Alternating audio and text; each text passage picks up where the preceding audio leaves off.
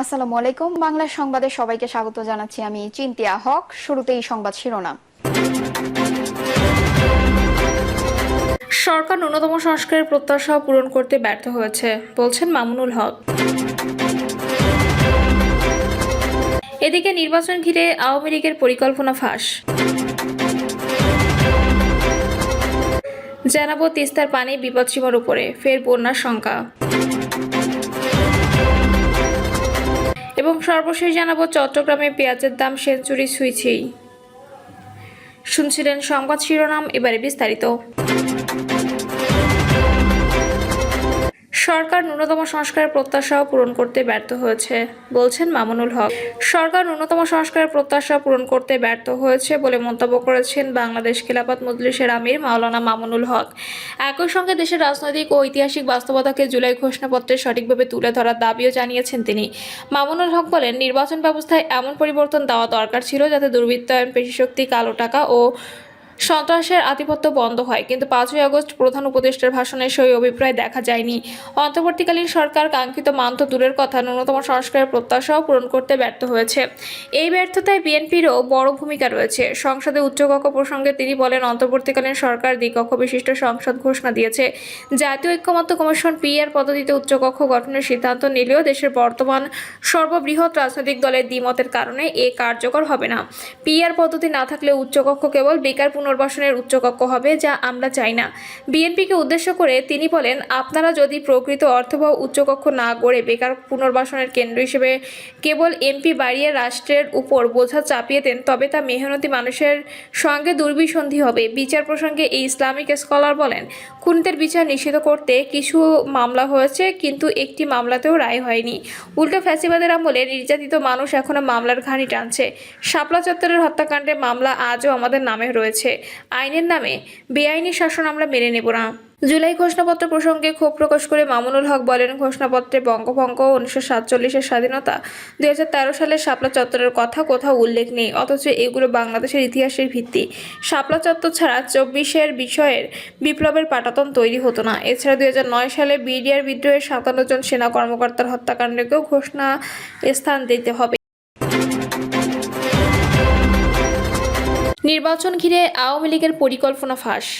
গত বছরের 5ই আগস্ট ক্ষমতাচ্যুত সাবেক প্রধানমন্ত্রী শেখ হাসিনার পাশাপাশি আওয়ামী লীগের শীর্ষ নেতৃত্বের সীমাহীন অনিয়ম, দুর্নীতি, অর্থ পাচার, লুটপাটের করুণ পরিণতি জাতি প্রত্যক্ষ করেছে। শেখ হাসিনা ও তার ছোট বোন শেখ রেহানা জনতার ভয়ে পালিয়ে ভারতের দিল্লিতে আশ্রয় নেন। এর ঠিক আগে পরে শেখ পরিবারের সদস্য, আওয়ামী লীগের প্রভাবশালী মন্ত্রী, এমপি, এমনকি নেতারাও নির্বিঘ্নে দেশ ছাড়েন। এবার বিদেশে বসেই দেশের নির্বাচন ভণ্ডুলের চেষ্টা করে যাচ্ছেন কার্যত নিষিদ্ধ এই দলটি। ক্ষমতা হারানোর ধকল কাটিয়ে শেখ হাসিনা সহ আওয়ামী লীগের পলাতক নেতাদের অনেকে সামাজিক মাধ্যমে কথা বলতে শুরু করেছে, যদিও তাদের এই কথাবার্তায় অনুশোচনায় লেশমাত্র নেই। গণঅভ্যুত্থান, মানবতা বিরোধী অপরাধের বিচার শুরু হয়েছে শেখ হাসিনার বিরুদ্ধে। আওয়ামী লীগ নেতাদের বিরুদ্ধে এই বিচার শেষ না হওয়া পর্যন্ত দলটির রাজনৈতিক কার্যক্রম স্থগিত করা হয়েছে। নির্বাচন কমিশন দলের নিবন্ধন স্থগিত করেছে এবং নৌকা প্রতীক বাদ দেওয়া হয়েছে।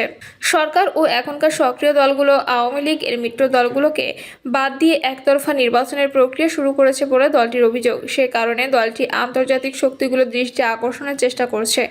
ক্ষমতার মসনদ ধারণার 1 বছর পরেও ন্যূনতম অনুশোচনা কিংবা অনুতাপ নেই দলটির, বরং সেই পুরনো ভুল পথেই এখনও চলছে ক্ষমতাচ্যুত দলটি।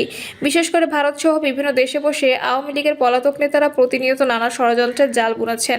তাদের এখন মূল টার্গেট যে কোনো মূল্যে আগামী ত্রয়োদশ জাতীয় সংসদ নির্বাচন ভণ্ডুল করা, পাশাপাশি গণঅভ্যুত্থানের পক্ষে শক্তির মধ্যে বিভেদ বা ফাটল ধরানো। এসব অপকর্মের মাধ্যমে দেশের পরিস্থিতি অস্থিতিশীল করতে গোপনে নানা অবতৎপরতা চালানোর পায়তারা করছেন নেতাকর্মীরা। এ ব্যাপারে আইনশৃঙ্খলা বাহিনী প্রয়োজনীয় সব পদক্ষেপ নিয়েছে। এরই মধ্যে ষড়যন্ত্রের সঙ্গে জড়িত থাকার অভিযোগে উল্লেখযোগ্য সংখ্যক ব্যক্তিকে গ্রেপ্তার করা হয়েছে। রাজনৈতিক বিশ্লেষকদের মতে, যাদের ভুলের খেসারত দিয়ে আওয়ামী লীগের মতো একটি বড় রাজনৈতিক দলকে আজকের এই পরিণতি বরণ করতে হয়েছে, সেই দুর্নীতিবাজ লুটেরা নেতারা এখনও বিদেশে বসে কলকাঠি নাড়ছেন। ক্ষমতা হারানোর পর 1 বছর হয়ে গেলেও তাদের কারো মধ্যে ভুল স্বীকারের তাগিদ নেই ন্যূনতম অনুতাপ, বরং নিয়মিত নিজেদের পক্ষে সাফাই গাইছেন। দেশের সাধারণ মানুষ মানুষ এমনকি দলের মাঠ পর্যায়ে ত্যাগী নেতাকর্মীদের মনের ভাবটাও বোঝার চেষ্টা করছে না পলাতক এই নেতারা। উল্টো আরও বিদেশ ভুঁইয়ে পরিবার পরিজন নিয়ে নিরাপদ এবং সুখের জীবন কাটাচ্ছেন তারা।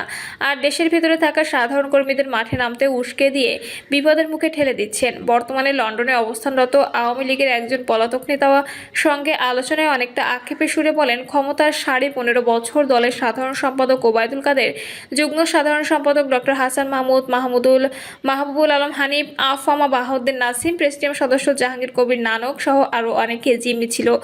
ত্যাগী নেতাকর্মীদের মূল্যায়ন করার বদলে সর্বত্র স্বজনপ্রীতির রাজনীতি করেছেন তারা। বিশেষ করে আওয়ামী লীগের সাধারণ সম্পাদক ওবায়দুল কাদের ছিলেন ধরাছোঁয়ার বাইরে। দিনের পর দিন চেষ্টা করেও সাধারণ নেতাকর্মীরা ক্ষমতাধর এই নেতা দেখা পেতেন না। লন্ডন প্রবাসী ওই নেতা বলেন, 5ই আগস্টের ঘটনার শিক্ষা নিয়ে আওয়ামী লীগকে ঠেলে সাজানোটা যখন অপরিহার্য, ঠিক তখন সেই ওবায়দুল কাদের সহ পুরনো সিন্ডিকেট ফের সরব এবং সক্রিয় হয়ে উঠেছে। তিনি বলেন, তারা আওয়ামী লীগকে ডুবিয়েছে, তারাই বিদেশে বসে এখন আওয়ামী লীগের হাল ধরতে চাইছে। এরা হাল ধরলে আওয়ামী লীগের যে অস্তিত্বটুকু এখনো পর্যন্ত আছে তারা থাকবে না। খোঁজ নিয়ে জানা গেছে, বর্তমানে কলকাতায় পালিয়ে থাকা ওবায়দুল কাদের দীর্ঘদিন চুপচাপ থাকার পর ফের সরব হয়েছেন। নিজের অবস্থান সংহত করার জন্য পলাতক নেতাদের সঙ্গে যোগাযোগ করছেন।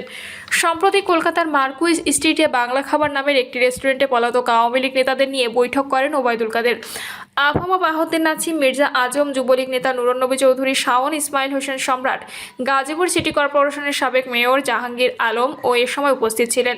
এ সময় আগামী ত্রয়োদশ জাতীয় সংসদ নির্বাচনের সামনে রেখে নানা অপতৎপরতা নিয়ে আলোচনা করেন তারা।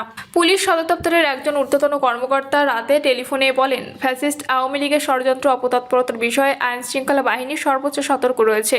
গোয়েন্দা সংস্থা, সামাজিক যোগাযোগ মাধ্যম নজরদারি বাড়িয়েছে। ইতিমধ্যে অনেকে গ্রেপ্তার হয়েছেন। তিনি আরও বলেন, কিছু লোক সামাজিক মাধ্যমে এসে অপপ্রচার চালাচ্ছে, তাদের উপর কঠোর নজরদারি রয়েছে। নিষিদ্ধ ছাত্রলীগ নেতাকর্মীদের প্রশিক্ষণ দেওয়ার অভিযোগে মেজর সাদিকুল ও তার স্ত্রী সুমাইয়া জাফরিনকে আটক করে আইন শৃঙ্খলা বাহিনী।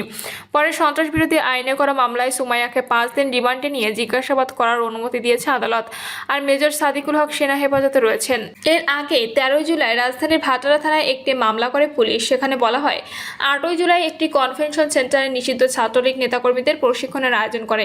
সকাল 10টা থেকে সন্ধ্যা পর্যন্ত অনুষ্ঠিত বৈঠকে নিষিদ্ধ ছাত্রলীগ কার্যক্রম, নিষিদ্ধ হওয়া আওয়ামী লীগ ও অবসরপ্রাপ্ত সরকারি কর্মচারীরা মিলে 300 থেকে 400 জন অংশ নেন। তারা সেখানে সরকার বিরোধী স্লোগান দেন। বৈঠকে পরিকল্পনা করা হয়, সাবেক প্রধানমন্ত্রী শেখ হাসিনার নির্দেশ পাওয়ার পর সারা দেশ থেকে লোকজন এসে ঢাকা সমাবেত হবে। তারা ঢাকায় শাহবাগ মোড় দখল করে দেশে অস্থিতিশীল পরিস্থিতি এবং জনগণের মধ্যে আতঙ্ক সৃষ্টি করে দেশে শেখ হাসিনার প্রত্যাবর্তন নিশ্চিত করবেন। তারা সেখানে এসব ষড়যন্ত্র করেছিলেন। তিস্তার পানি বিপদসীমার উপরে, ফের বন্যার শঙ্কা। গত কয়েকদিনের ভারী বর্ষণ ও উজান থেকে নেমে আসা ঢলে তিস্তা নদীর পানি বাড়তে শুরু করেছে। দেশের বৃহত্তম সেচ প্রকল্প তিস্তা ব্যারাজে বিপদসীমা ধরা হয় 52.15 সেন্টিমিটার। এতে করে লালমনিরহাট সহ 4 জেলার নদী তীরবর্তী এলাকায় নতুন করে বন্যার আশঙ্কা দেখা দিয়েছে। শুক্রবার রাত 9টার দিকে এ পয়েন্টে পানির সমতল রেকর্ড করা হয়েছে 52.15 মিটার, যা বিপদসীমার উপরে। বন্যা পূর্বাভাস ও সতর্কীকরণ কেন্দ্র জানিয়েছে, সকাল 9টা থেকে রাত 9টা পর্যন্ত ডালিয়ার পানি 29 সেন্টিমিটার বেড়েছে। বর্তমানে পানি ধীর গতিতে বাড়ছে। তবে ভারতের উজানে পশ্চিমবঙ্গের দোমোহনী ও গজলডোবা এলাকায় পানির স্তর কিছুটা কমেছে। দোমোহনীতে সকাল 9টায় পানি ছিল 85.59 মিটার। রাত 8টায় তা নেমে দাঁড়িয়েছে 85.52 মিটার। 11 ঘন্টায় পানি কমেছে 7 সেন্টিমিটার। একই সময় গজলডোবা ব্যারাজে পানি 5 সেন্টিমিটার কমেছে। উজানে পানির এমন প্রবণতা থাকলেও রাত 12টা পর্যন্ত তিস্তার পানি কিছুটা বাড়তে পারে।